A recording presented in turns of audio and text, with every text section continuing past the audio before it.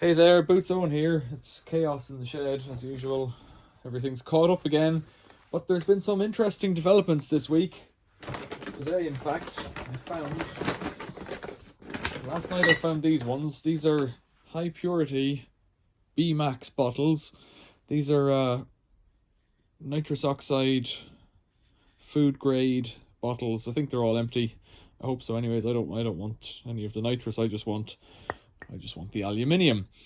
They have a brass valve up here and a plastic coating. So let's get a knife and remove this thing here like this. And then you get this beautiful aluminium on the inside. Look at that, shiny and clean. And it's got some words on it. And check that it doesn't have any gas in it. Just put a screwdriver in there, and if it does, you've got to get it out. So you hold the screwdriver in and you wait, or you put the thing that came with it back in. Now here's the impact driver, the Boots Owen impact driver.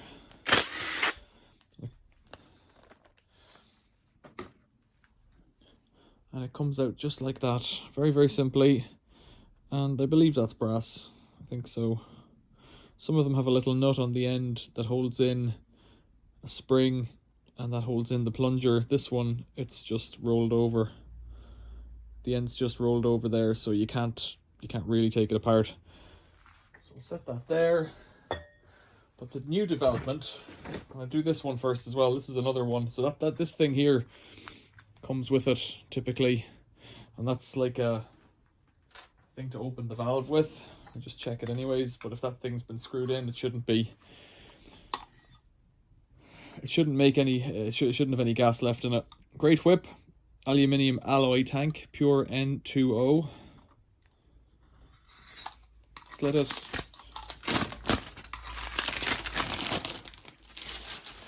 So if you're using these for melting them down to make anything out of aluminium, and I've done that in previous videos, it's really good aluminium for melting in a home furnace. So there's one of the ones with the nut on it. So you could strip that apart completely and get the steel spring out of it, but I think if you're recycling these, they don't really care. This one looks to be a bit more goldy than this one. This one looks more brassy, and I wonder if this is some kind of fake brass, but I presume it's just brass. Sometimes it could be like an aluminium coated thing. So then today the news is there's a new type of bottle that I haven't seen before. Found this on the street today. This is a Cream Deluxe Gold, but it's slightly more slender than the other bottles. This one's 640 grams. This one's also 640 grams. The Cream Deluxe did come in a can like this before with the flat base. This one, it has a bit of a flat base. I wonder. No, it wants to. Oh, it'll just about stand up on its own. This looks to be more the shape of the. It feels like there's water in it actually. We'll find out in a minute. And there is, because it's dripping out the nipple there. It was in a puddle when I got it. So let's cut the skin off this one. I don't really want to get wet, but it looks like it has a different valve in it with an aluminium shoulder.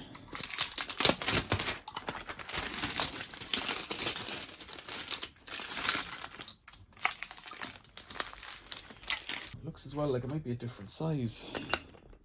It is a different size. Well, let's check and see if there's any gas in it as well first. Just bubbles coming out. No, there's no.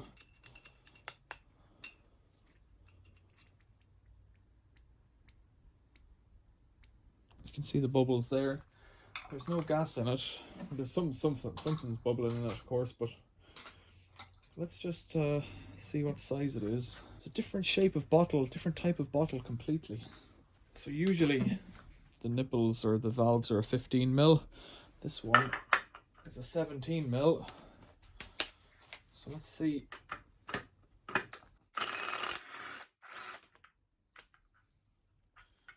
Very peculiar.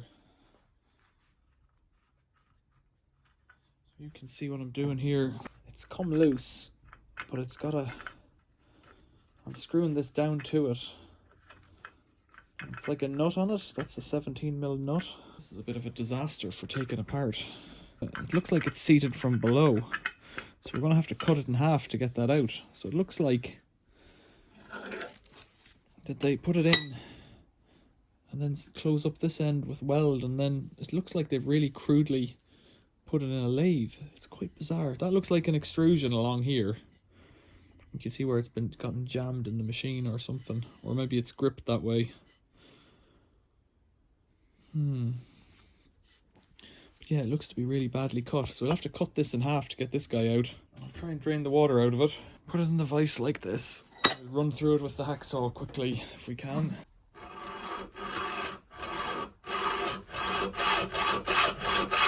The reason I'm attempting this with the hacksaw is because it feels thinner. It feels lighter than the other bottles. So it's yeah, like I say, a new development. Unusual.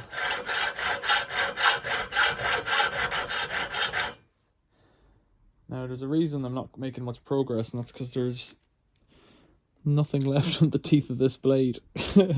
So let's put a new blade in it. I'm already into the center even at that. I should move a bit faster if I put a better blade in it. This is an Eclipse, but it's been used. It shouldn't stop it now.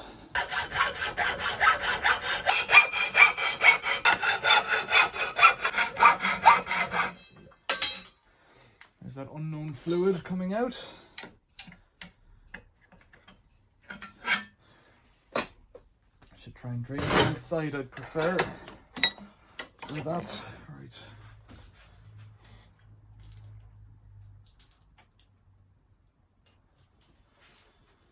So, let's see what we're dealing with here.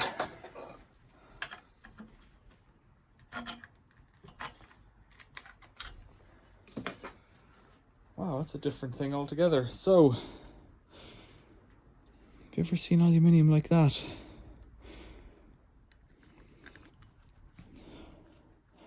It's a completely different affair altogether. I guess it means you can use less aluminium, but it's at the expense of using it's at the expense of this process of putting in this extra big valve. Right. So you can see here, this is completely different top on it. Let's get the scales on this aluminium. Or let's get this aluminium on the scale. Roughly 0. So this is the new style bottle that will just about stand up by itself. We're getting 600, pretty much bang on, 600 grams. And this one used to be a bit more. No, it's pretty much the same, 600. Yeah, about 600 grams there. It feels lighter to me. But the scales are what they are. Right, 600 grams. So if aluminium's at £1,000 and you've got 600 grams, you're talking about 60 pence a can, a bottle, which is not very much, or it's a lot, depending on how you feel about money. So let's just go back to the start again.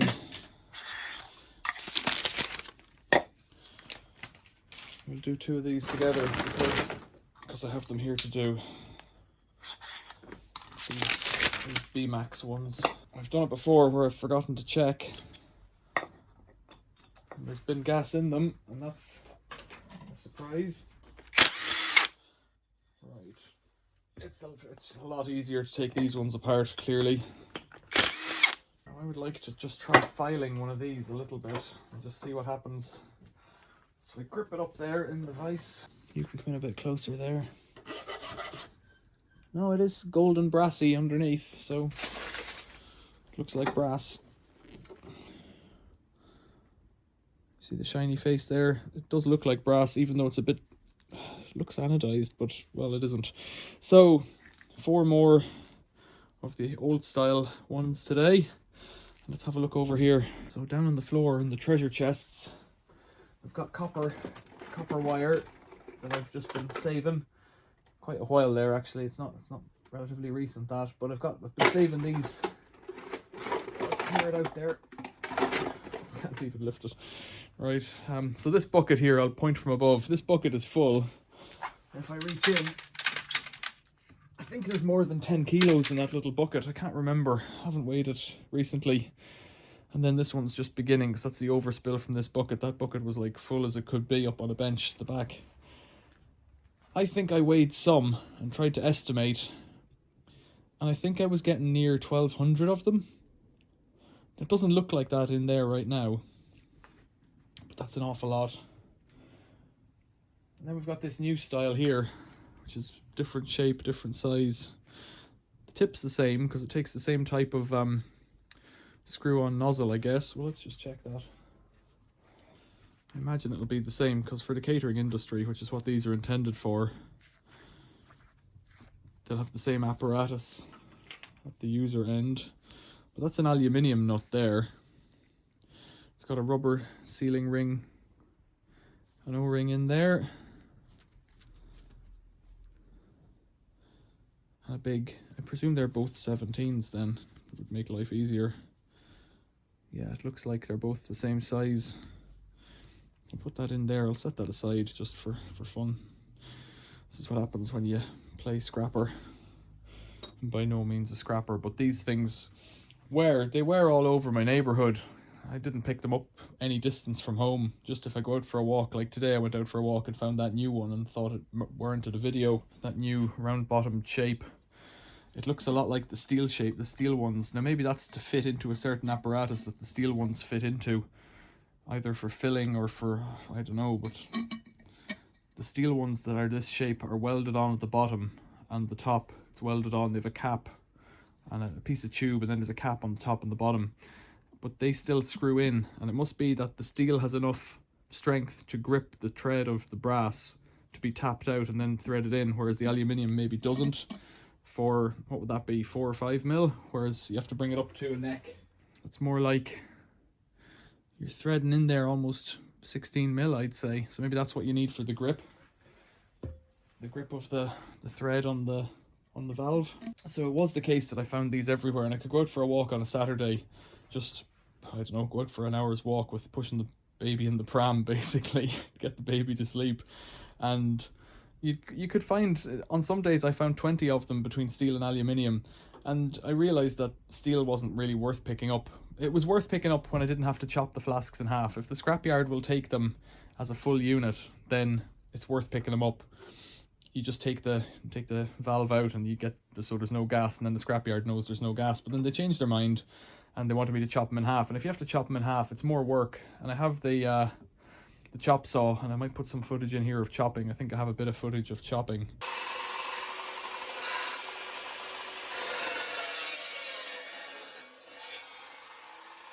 But if you're chopping steel, it's a lot more work than chopping aluminium. The aluminium, it just cuts straight through it, but with steel it's sparky, and well, it's not sparky so much as it's hot metal shards coming off it with the tungsten blade. It's just not as pleasant at all to cut. So these brass ones, or the aluminium ones, are worth picking up. But then about a month ago, as I understand it, there was some legislation passed that it was illegal to use this for a recreational kind of drug purpose. Now, I think that's kind of futile, because the legislation was open-ended in that, you know, they still exist as a product for the catering industry. Cream will whip if you apply nitrous oxide to it, and they use it in hospitals all the time for pain relief, especially during childbirth. Gas and air for childbirth is important. Now, it won't be it'll be medical grade, so it's a completely different product. But you want to try and regulate these things, you just make it illegal even though you can still buy it in the catering shop. It seems a bit bizarre. Now, I don't know much about that law at all, other than it's become illegal. But I do know that there's a lot of other things that are also illegal that seem to have a complete blind eye turned to them, thinking of all the other lower grade drugs. I don't know if they're lower grade, I don't know which way it is. A is high and C is low, or the other way around. It's not my field of expertise. I do know that since that's come in, or since about a month before it came in, the amount of these fellows on the street has just plummeted. For about the last 2 years, there's been this many on the places I've walked. If I ever saw one, I would pick it up, and that was how it went. But they used to be on places where cars would pull in, so near fast food restaurants, cul-de-sacs, and places that cars could kind of sit quietly and you know, have a sup and do their thing. So I think I'm just going to save these indefinitely, because I think they're like a little triumph of local neighborhood tidying, I think is the word I would call for it. But you have to look at the work that's gone in to make that. I know it's a production piece, but you start off with a piece that size, and then you spin it down on the lathe and you put the hex onto it, because the hex is cut into it. You see, it's faced, rather than typically with a hexagon thing, you'd start with hex because it's harder to cut, and then you'd work it down from the hex bar. But this isn't. This starts from round stock, and then it's undercut, and then it's cut down deeper, and it's drilled out. Actually, the valve's in there. I wonder, does that come apart? It doesn't look like it does, but it might. Let's just try taking it apart, because we can. Back over here. This video is getting way too long. Let's get that nut off it. There we go. Let's get the dental pick in on the O-ring. Try and get that out and just see what we're dealing with, because I find it hard to believe that they turn it down from such a large piece. I suspect it because it's got that valve on the inside, the spring on the inside, it should be 2 pieces. So I could probably pick that spring out like this. See, there's a spring in there to keep the pressure on the valve. That's the valve in there. If the spring's working, that should be pushed up, but it's sinking in. I guess that's why it filled with water in a puddle. So I reckon if I clamp this in here, this might unscrew, might not, it might just be rolled into position, because putting a second thread on it, yeah, it's probably rolled in. That little bulge on top is probably rolled over to hold the spring and the valve in position. God, it's a lot of work to make that, you know, just one small thing. It's an awful lot of work. It's crazy. It's a crazy amount of work to make that. But there you go. That's what they do in the name of catering. Right, questions or comments, leave them below. I've seen other videos where people have repurposed the flasks. I've made one into a bottle for storing petrol when you're camping, for your camping light.